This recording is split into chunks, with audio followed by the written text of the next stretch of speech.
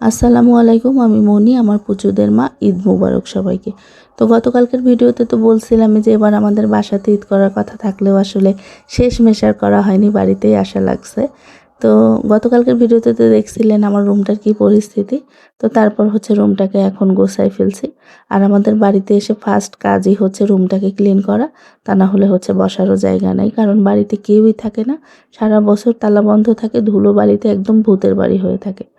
আর শুধু আসলে আমরা ঈদ করতেই বাড়িতে আসি। 4 ভাই এরা বাংলাদেশের 4 প্রান্তে থাকে, সবাই সবার কর্মস্থলে থাকে, কেউই বাড়িতে আসলে থাকে না। আর আমার শ্বশুর শাশুড়ি অনেক আগেই মারা গেছেন।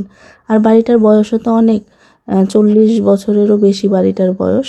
তো এজন্যই আসলে অনেক জায়গায় দেখতে পাচ্ছেন না যে একটু একটু প্লাস্টার করা। ওই জায়গাগুলোতে আসলে ভেতরে প্রত্যেকটা রুমের একটা একটা করে দরজা ছিল। তো সেগুলো পরবর্তীতে হচ্ছে আমরা বন্ধ করে দিছি। তাছাড়াও অনেক কাজ করা হয়েছে বাড়িতে, যেমন আগে কাঠের জানালা দরজা ছিল, সেগুলো চেঞ্জ করা হয়েছে। ফ্লোর নষ্ট হয়েছিল, সেগুলো চেঞ্জ করা হয়েছে।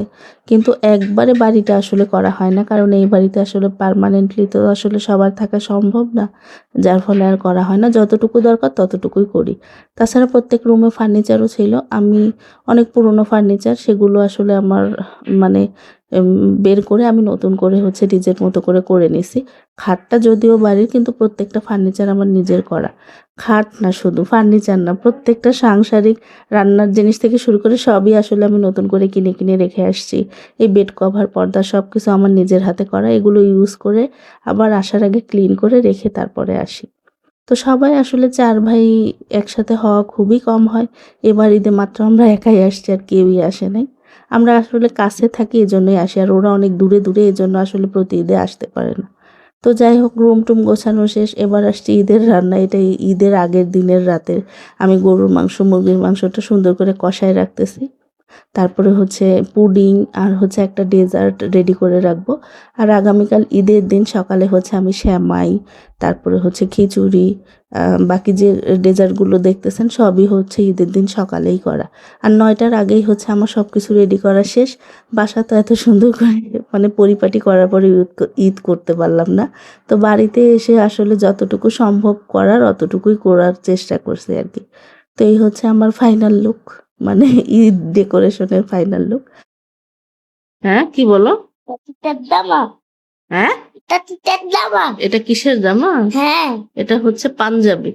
তামদামি। হুম, তামদামি দিয়ে তিতা দেয়। এটাও পড়তে হয়।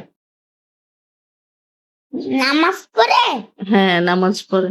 দেখি, মুইন আসলে পাঞ্জাবি খুবই কম পড়ছে, যদিও ওকে খুব ছোটবেলায় আমি পড়াইছি 1-2 বার। তাছাড়া ও পাঞ্জাবি পড়ে না, এই জন্য পাঞ্জাবিটা কি বারবার জিজ্ঞেস করতেছে, আম্মু এটা কি কি করে। ওর বাবা যে নামাজ পড়ে, এই জন্যই বলতেছে এটা পরে নামাজ পড়তে হয়। আমি বললাম হ্যাঁ, নামাজ পড়তে হয়। সোনার বাবা এর সাথে একটু মোলাকাত করো। আরে বাবা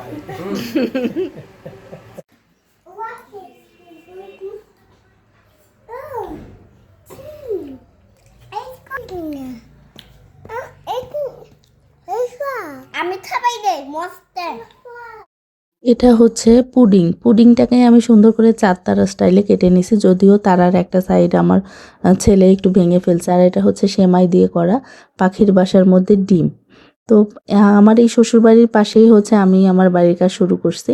তো আমার বাড়ি যতদিন না হয় ততদিন তো এই বাড়িতেই আমাদের থাকতে হবে। শুধু আমরা না, সবাই একসাথেই থাকি, একসাথেই খাই। যাও যাও যাও যাও যাও, এই তোর বাবা বাইরে হয়েছে, আসো মোয়াজ, আসো, এই মোয়াজ আসো।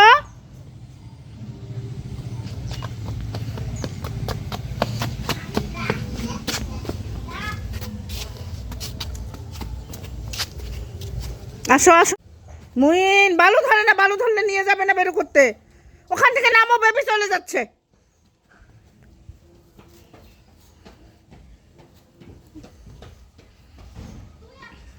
মুইন আসো, তোমার বাবা বের হয়েছে, আসো। আর এই হচ্ছে আমার বাড়ি, মানে এত দূর করা হয়েছে, জানি না কবে শেষ করতে পারবো, আল্লাহই জানে। তো এখানে হচ্ছে এই যে এদেরকে আরো বন্ধ করে রাখে, কারণ এটা সুযোগ পেলে ওই সিঁড়ি দিয়ে ছাদে উঠে যায়। এটা গোলাপ, হাজার গোলাপ। এটা আমরা, এটা আমরা আর এটা ওটা পার্সিমন, আরিতা এটা ডুরিয়ান, আরিতা এটা হচ্ছে ব্যানানা, আরিতা এটা পিং পং লঙ্গান, আরিতা এটা আপেল, আরিতা এটা রামবুটান, আরিতা এটা হচ্ছে রুবি লঙ্গান।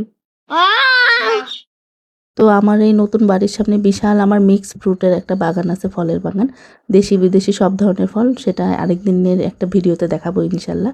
তো সেই বাগান থেকে কিছু বিদেশি ফলের গাছ মারা গেছিলো, তো সেগুলোই হচ্ছে গতকালকে এনে রাখছি, আগামীকাল হয়তো লাগিয়ে দেবো ইনশাল্লাহ। তো লাগানোর পরে বাগান দেখতে কেমন হয় বা আমার বাগানে কি কি গাছ আছে ফলের, সবই দেখাবো ইনশাল্লাহ। আমার ভিডিওর সাথেই থাকেন। আর ঈদ কেমন কাটলো সবাই কমেন্ট করে জানাবেন। সবাই ভালো থাকবেন। আজ এই পর্যন্তই, আল্লাহ হাফেজ।